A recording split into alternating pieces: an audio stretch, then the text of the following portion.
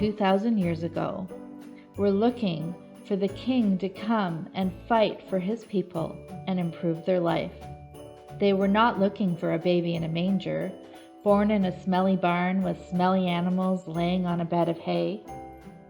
And as we look back and celebrate the advent of the birth of our Messiah at Christmas time, we are now looking towards his second coming, when Christ will take his people out of this sinful world. But the next time he comes, he will be the great King of Kings. The first time the Savior came into the world as a baby, quietly in a manger. The only people who saw the angels rejoicing were the shepherds.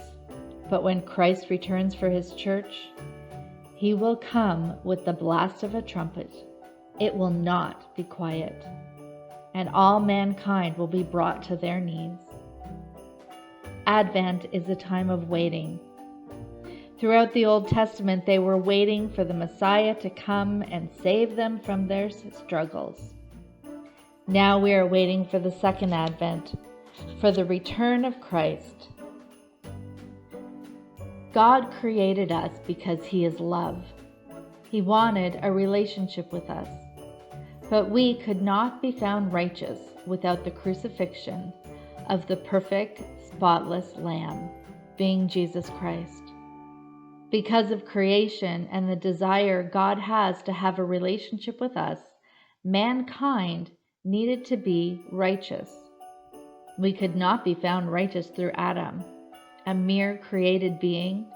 We needed God in the form of man, namely Jesus Christ. Sin entered the world, and now mankind had a need. We have a need for a Savior. But where does this Savior come from? He didn't just appear. He came from a woman. And now we are in the waiting. We have a God who is constantly telling us to wait on him. Waiting is where faith becomes necessary. Waiting is part of spirituality. We live in a world of instant gratification, but we have a God who desires to grow in faith and knowledge of him, and this happens in the waiting. In the waiting and in the silence is where faith grows. The presence of silence never means the absence of God. The challenge of waiting is trusting God to do his work. We cannot have eternity without the righteousness in Jesus Christ. We cannot be found righteous without accepting Christ as our Savior.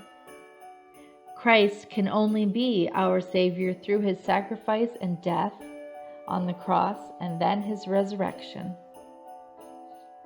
We cannot have Easter without the birth of the perfect God-man, Jesus Christ, which we celebrate at Christmas. And if God had not had the desire for a relationship with mankind, creating us in his image, we would not need Christmas.